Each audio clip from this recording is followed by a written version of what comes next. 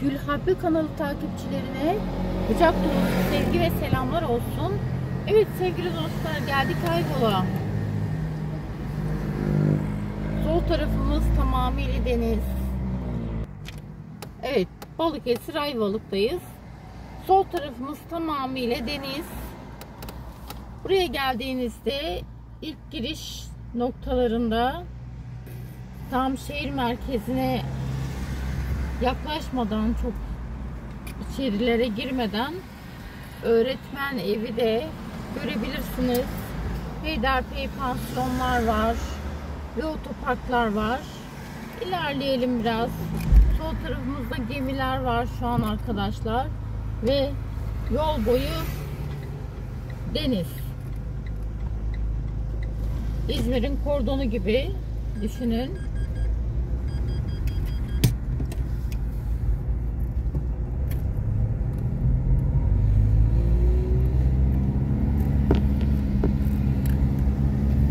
Evet, sağımızda alışveriş mağazaları var mütemadiyen. Sol tarafımızda deniz, kafeler ve gemiler var arkadaşlar. Sabahın erken saatleri olmasına rağmen hakikaten çok kalabalık.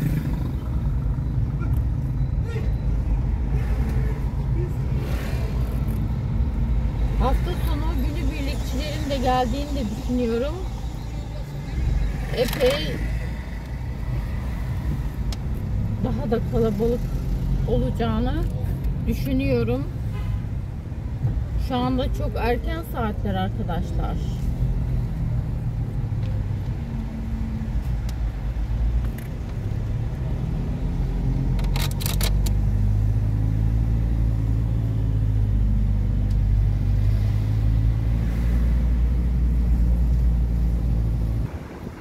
Evet arkadaşlar, Ayvalık'ın en işlek caddesindeyiz. Aracımızı park ettik. Pek çok park alanı var. Bunlardan birine park ettik. Çok yoğunsal, en işlek cadde ve her şey burada. Büyük alışveriş mağazaları, marketler, balıkçılar, restoranlar, kafeler, otoparklar, her şey, ne düşünüyorsanız, aklınıza ne geliyorsa hepsi bu caddede mevcut.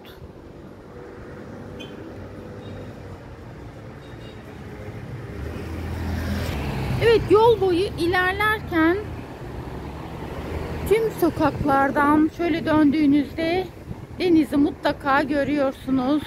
Harika bir ortam burası. Az önce dediğim gibi yine bir sokak ve yine deniz.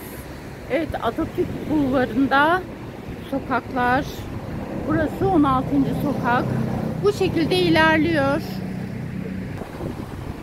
Peyderpey'de böyle atıl durumda binalarla karşılaşıyorsunuz arkadaşlar. Cadde üzerinde. Karşıda var mesela. Ve ana cadde üzerinde hükümet konağı. Evet, dediğim gibi her şey bu caddede. Aklınıza ne gelirse hepsi bu caddede. Evet, az önce karşı taraftan çektiğim atıl durumdaki bina, böyle kocaman binalar var. Peyderpey böyle atıl durumda görüyoruz. Yıkıp yeniden bina mı inşa edecekler, yoksa onarılacak mı bilmiyorum. Evet, böyle sokaklarda hoş görüntüleri görmeniz de mümkün arkadaşlar. Çok hoş bir sokak.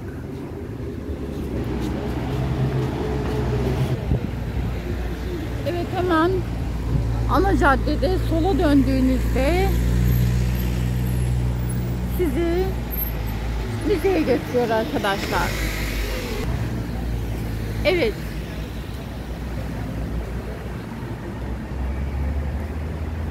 Siyarhis Anıt Müzesi'ymiş arkadaşlar.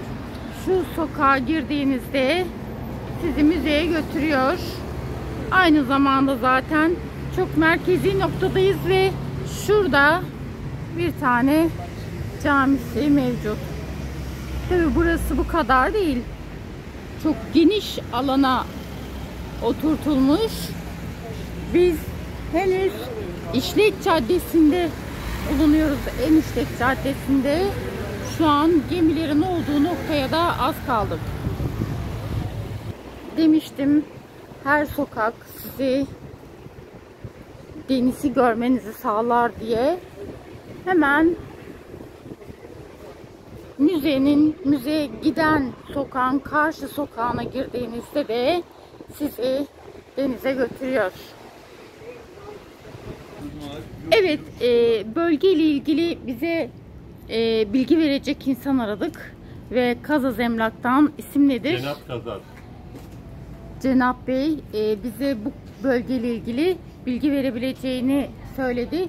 Çok teşekkür ediyoruz bize ayıracağınız zaman için. Evet, Ayvalık'la ilgili neler anlatabilirsiniz? Yani Ayvalık Ege bölgesinin en güzel yerlerinden bir tanesidir. Neden? Doğal kum plajının olması, senelerden beri süren bir doğal tabii bir kum olması, sarımsaklı plajları özellikle orası. Cunda'daki eski Rum evlerinden kalan özellikleri var. Orada yemek çeşitleri her zaman vakit geçirdiğimiz. Şehrin içine girdiğiniz zaman şehrin içindeki tarihi dokulardaki eski evlerde oturup koruk suyu içebileceğiniz, yemek yiyebileceğiniz şeyleriniz var. Bunun dışında şeytan sofrası mitolojik çağlarda ve güneşin batışının en iyi izlendiği iki noktadan bir tanesi dünya üzerindeki. Bir tanesi Güney Amerika ülkelerinden bir tanesi de şeytan sofrasında güneşin batışını en iyi şekilde izleyebilirsiniz. Peki buraya her yerden araç geliyor mu? Her taraftan araç geliyor. Deniz yoluyla Midilli üzerinden geliyorlar. Oradan turlar var. Mesela büyük gemiler, tur şirketleri geliyor. Onlar da mesela İsveç gruplar geliyor, Alman gruplar geliyor. Onlar burada gelip Bergama üzerinden bağlantı yapıyorlar. Bergama'daki tarihi antik yerleri görmeye. Perşembe günleri özellikle buranın pazarı olduğu için Yunan'daki, Midilli'deki vatandaşlar geliyorlar, buradan alışverişlerini yapıp gidiyorlar. Onun dışında Türkiye'nin her dört bir tarafından, yani İzmir, İstanbul, Ankara, Eskişehir, aklınıza gelebilecek bütün noktalardan geliyorlar. Zeytini özel bir zeytin. O da neden kaynaklanıyor? Evet. Özelliği şu şekilde söyleyebilirim. Kaz Dağları'ndaki temiz hava, oksijen dünyada en iyi oksijenlerin olduğu. Deniz üzerindeki gelen iyotla birleşiyor. Bu birleşen iyot da ağaçların üzerindeki özümledikleri için zeytinde tamamen değişik bir nefaset veriyor. Yani şimdi yağlık ve zeytin olaraktan Ayvalık zeytin. Onun üzerinde farklı bir şey vardı. Bu da bundan kaynaklanan iyot kokusu. Ve havayla birleştiği zaman ağaçlar bunu özümlüyor ve çok güzel sağlıklı bir zeytin ve zeytinyağı çıkıyor. Hem sağlıklı hem lezzetli diyorsunuz. Evet, havasını da. Yani o zaman Ayvalık'ın geçim kaynakları zeytin ve turizm mi diyoruz? Zeytinyağı ve turizm şey yaptık. Turizm yani. ağırlıklı. Geliyor. Başka sormak? Buranın yerleşik halkı. Yerleşik halkı şu şekilde, Ayvalık eski Rum kasabası, Rum yerleşik, Rum halkının yaşadığı bir bölgeydi. Burada 10-12 tane aile vardı. Onlar da resmi idari hizmetler için bulunan hükümetteki işlerle ilgilenirdi. Mübadele döneminde şeyler boşaltıldığı zaman büyük bir kısmı Midilli'den, Girit'ten, Terez'den, Selanik'ten gelen mübadillerle yeni bir yerleşim yeri oldu. Evet. Hani yeni bir şehir kurulmuş diyebiliriz size. Mübadeleden sonra sıfırdan bir şehir oluşturuldu. Evet. Ama daha sonraki süreçlerde yoğunlaştı burası, kalabalıklaştı. Kalabalıklaşma şu şekilde. Zaten ilk gelenler burada bir yerleştiler. Ondan sonra 30 senesindeki bir dünya ekonomik krizinden sonra buradan ayrılmalar başladı. Toplanması, evet, İzmir'e ve İstanbul'a iş bulmak amacıyla gidenler oldu. En yakın bölgelerde İzmir ve Çünkü İstanbul. burada iş sahası yoktu o zamanlar değil mi? İş sahası vardı fakat şey yoktu tabii, fabrika olayı yoktu. Tamamen zeytin ve zeytinyağı üzerine, pirina şefle. Yani 72 tane fabrika vardı burada. Bunların 2 tanesi boya ve zımpara fabrikası, diğerleri kalan zeytinyağı ve pirina fabrikalarıydı. Yine de varmış. Devam ediyordu. Yani aynı zamanda Ayvalık zeytinliklerinin bir kısmı Medine Münevvere Vakfı'na aittir. Ha. Evet, şey zamandan beri buradan Suudi Arabistan'a, haç zamanında şeylerde falan gidiyordu. Sarayın zeytin ve zeytinyağı ihtiyacı Ayvalık'tan karşılanıyordu. Buradan Ayvalık'ın tarihi çok eski. Evet. Yani tarihi çağlara baktığınız zaman Ayvalık'ta tamamen şeydir. Yani çoğu Ve kimse... zeytinyağısı da, zeytini ve zeytinyağısı da tarihe baktığınızda bayağı eski Evet, tarihlere zeytinyağı. dayanıyor. Türkiye'nin genelini diyelim hani Osmanlı sürecinde bile Aynı yerler var. değil mi? Değil mi? Geçim kaynakları Evet, bakımından evet. Emlak kurumu. Oldu. Onun dışında turizm hareketleri 60'lı yıllarda çok daha farklıydı. Daha Antalya'nın, Bodrum, Marmaris'in, Kuşadası'nın esamesi okunmadığı zaman birinci sırada Erdek, İstanbul'a yakın olduğu için ikinci sırada Ayvalık geliyordu. Tabi zaman içindeki şeyler Bodrum, Marmaris, Kuşadası, Antalya Oralar hareketi biraz alınca üst seviyeye oradan çıkardı. düşüldü. Şimdi tekrar Ayvalık revaçta olmaya başladı. Harekete geçti. O da nedeniyle bir tanesi İstanbul'a ulaşımının rahat olması. Otobanlardan 3,5 saatte İstanbul'dan Ayvalık'a rahatlıkla gelebiliyorlar. Deniz, güneş ve kum en büyük özellikleri, sağlık açısından da Bir şöyle. ulusal göç oluyor değil mi burası? Ya Ayvalık'ta şu şekilde inşaat 80'li yıllarda inşaat furyasının başlamasıyla Türkiye'nin 4 büyük kesiminden göç almış vaziyettedir yani şu anda. İyice Yani kalabalıklaştı. kalabalıklaştı. Yani şu andaki 85 bin nüfusun aşağı yukarı 15 bin kişisi gerçek Ayvalıklı, yani doğma büyüme anneden babadan dededen. Diğerleri 60-80'li yıllardan sonra gelen şeylerle Gelen yerleştiler. yerleştiler Bunların bir yani. kısmı yazlıkçı mı yoksa hepsi daimi mi? Şimdi büyük bir kısmı daimi.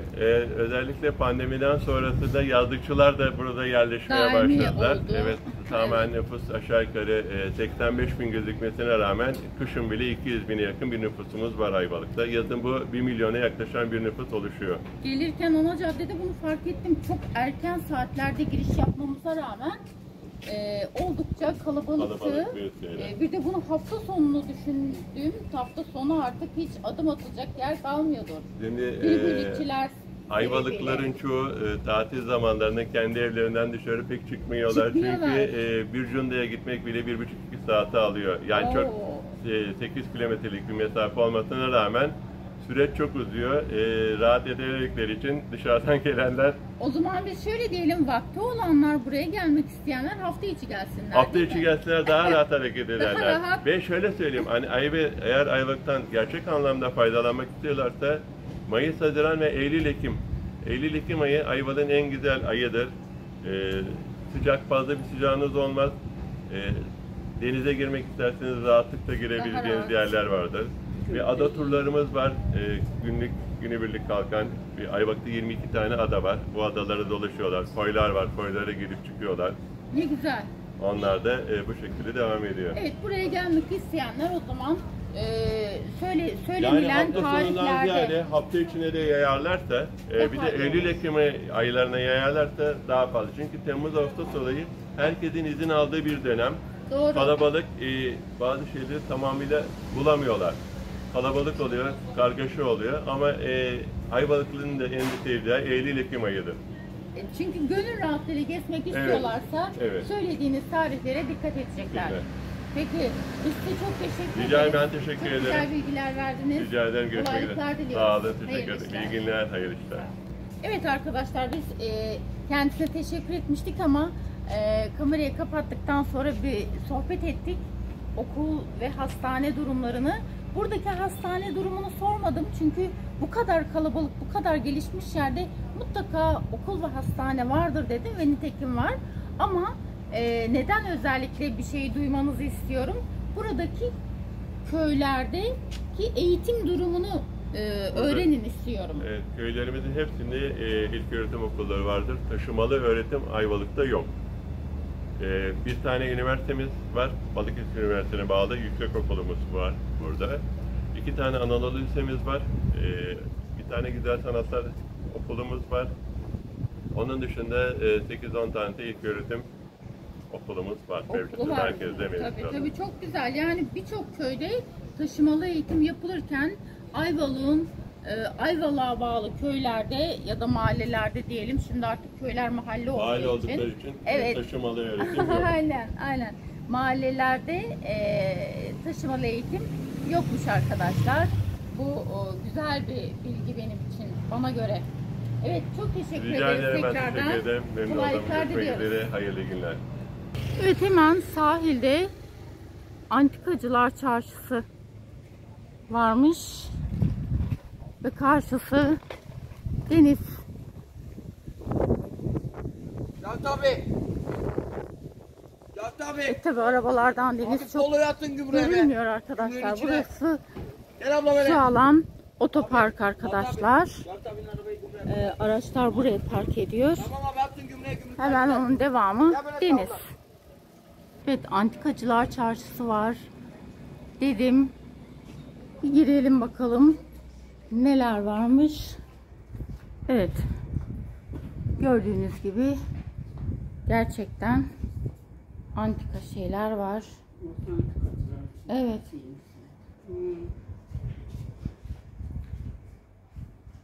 Bu çarşı komple bu tarz eşyalarla dolu.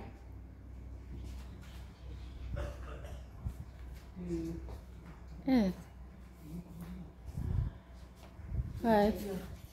Gayet şirin bir alan.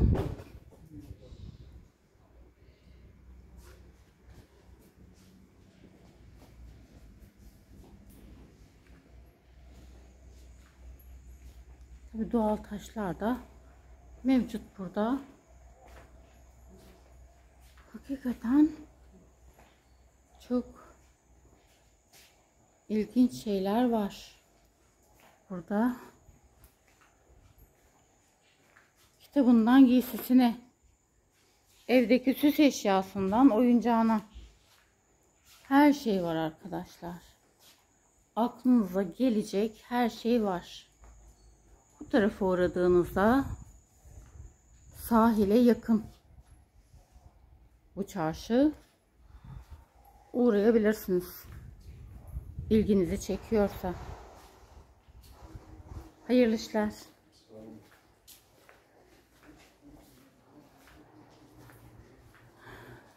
Evet, mesela şu oldukça eski. Kim bilir neler yaşandı bununla. Değil mi? Çok etkileyici bir havası var. Şunların yaşanmışlıklarını düşününce hakikaten çok etkileyici.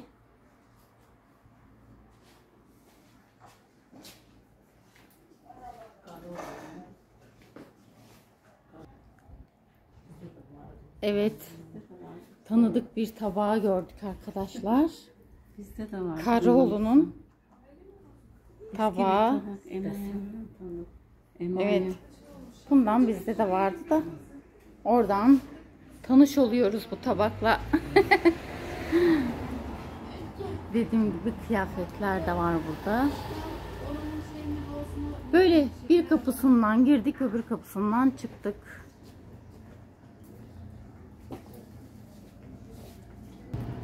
Evet, diğer kapısından çıktığımızda böyle lokantaların, kafelerin ve butiklerin olduğu yere çıktık. Sağa döndüğümüzde karşısı tabii ki yine deniz.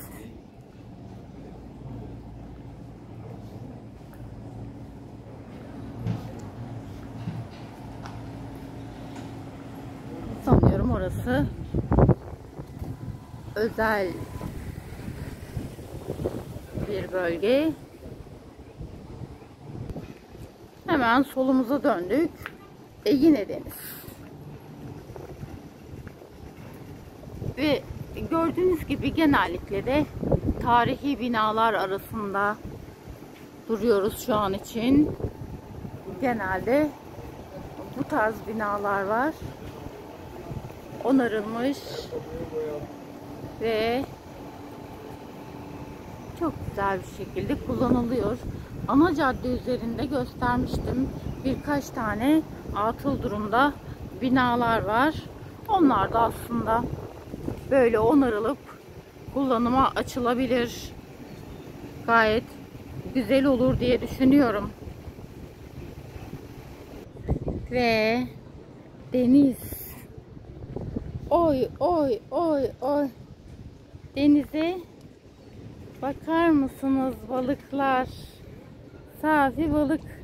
Oy çok tatlılar ama çok.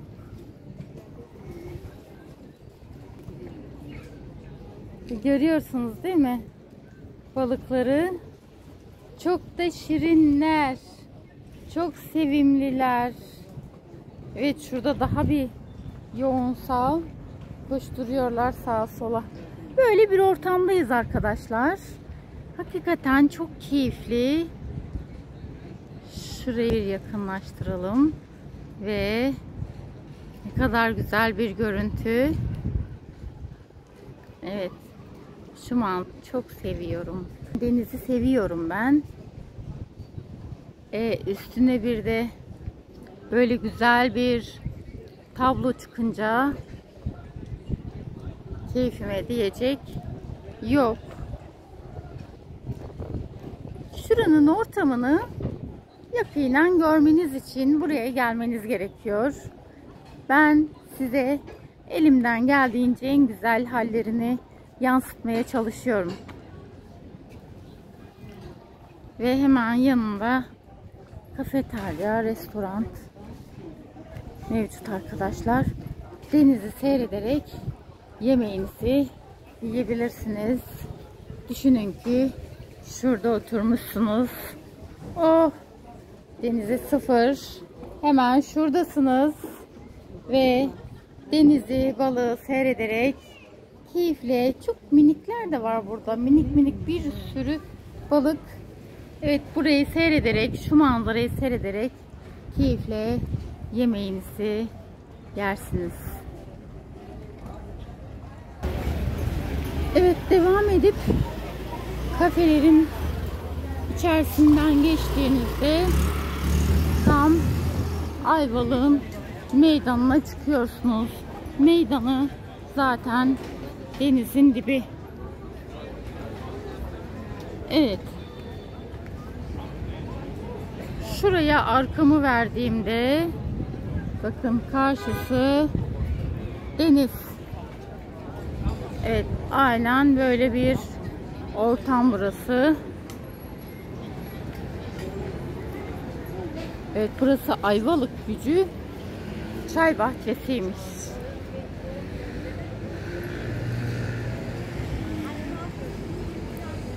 Evet, şurası söylediğim o işlek cadde ve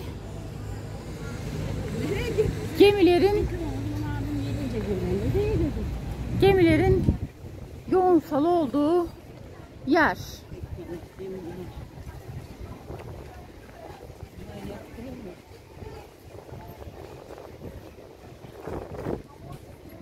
Az önce şu noktadan çekiyordum arkadaşlar.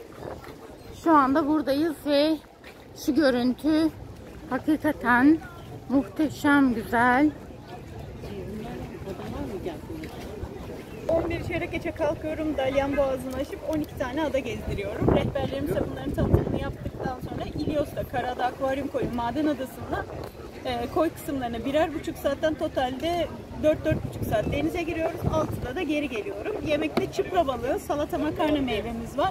Balık sevmiyorsanız tavuk şinitse, hafif müzikli şey performansla komple bir gün birlikteyiz. Eğer hafta içi gelirseniz teknem 700 kişilik kapasitesine sahip. Hafta içi gelirseniz 100-150 kişiyle çıkıyorum. Hafta sonu ortalama 250 alıyorum.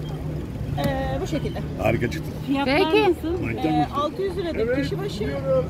Çift ve aile dışında alıyorum. İçeride sizi rahatsız edecek bir erkek grubu bizde olmuyor. Bu şekilde. Hafta içi hafta sonu fiyatlar değişiyor mu? Aynen devam Aynen. ediyor. Peki çok teşekkür ederiz. Bekleyelim efendim. Tatile gelmek isteyenler bu şekilde programlı olarak gelebilirler. Evet arkadaşlar, burada pek çok gemi bu şekilde tatil düzenliyor. Evet, bu yol boyu böyle devam ediyor.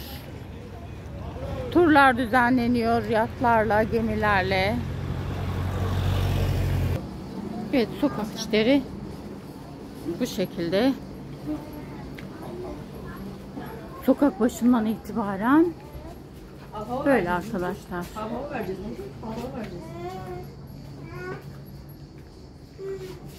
Buralarda Ayvalık tostu çoğunlukta. Evet, sokak araları böyle marketlerle, eczanelerle, kafelerle, restoranlarla dolu arkadaşlar. İstediğiniz yöne gidin. Hep aynı şekilde.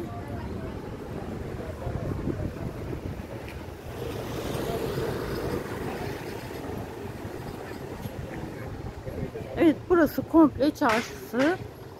Az önce ana caddesindeydik. En işlek caddesi demiştim. Onun bir arka sokağındayız şu anda.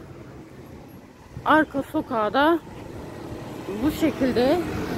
Evet, hemen şurada görüyorsunuz dolmuşun gittiği yer. Orası ana caddesi. Burası hemen arka sokağı. Burası bu şekilde yol boyu restoranlar, büfeler, marketler, bakkallar, eczaneler. Aklınıza ne gelirse her şey burada da var, ana caddede var. Yani Ayvalık'ın çarşısındayız diyebiliriz.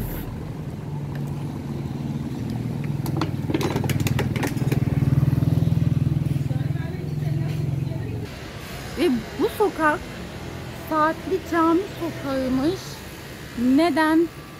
Çünkü şurası cami ve şurada da saati var arkadaşlar. Şu an tadilatta. Bakın. Saat bölümü şu an hatta Saatli Cami bu sokakta olmaktan kaynaklı Saatli Cami sokağı adını almış bu sokak.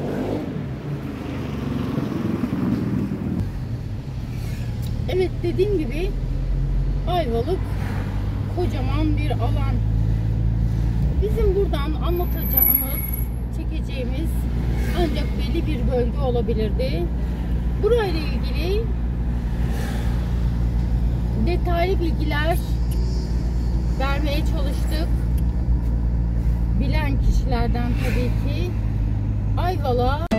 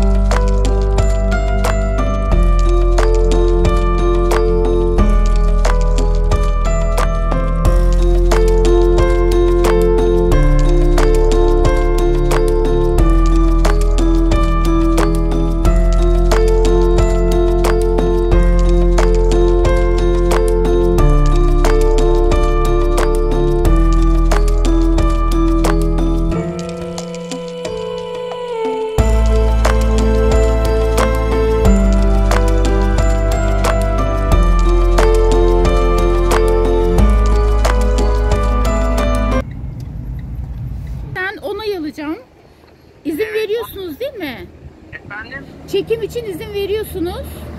Veriyorum. Tamam. Yani dıştan çekeceksin. Şu zaten. Tabii tamam. Drone'la mı çekeceksin? Yok, normal kamerayla çekimini yapacağım. Telefonunuzu paylaşacağım, vatandaş sizinle irtibata geçecek. Peki, okey, iyi günler. Peki, iyi günler diliyorum. Sağ olun.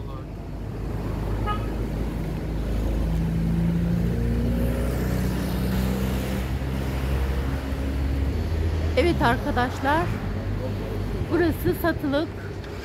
Telefon numarası 0533 389 46 61. Emlakçının kendisiyle görüştük. Dedi. Şurası satılık. Evet arkadaşlar, aşağıda deniz malzemeleri satış yeri var. Onun 3. katı daire satılık. Ana cadde üzerinde arkadaşlar. Konumu çok güzel. Şurası ana cadde. Şu alan. Hemen şu karşı yoldan da Cunda Adası'na gidildiğini söylediler. Evet. Aynı zamanda tabii ki şuradan bile baktığımda denizi görüyorum. Bir de yukarıdan baktığımızı düşünelim. Balkonda oturduğunuzda deniz ayağınızın altında keyifle kahvenizi yudumlarsınız. Evet, alacak olanlar da Allah içine sindirsin diyelim.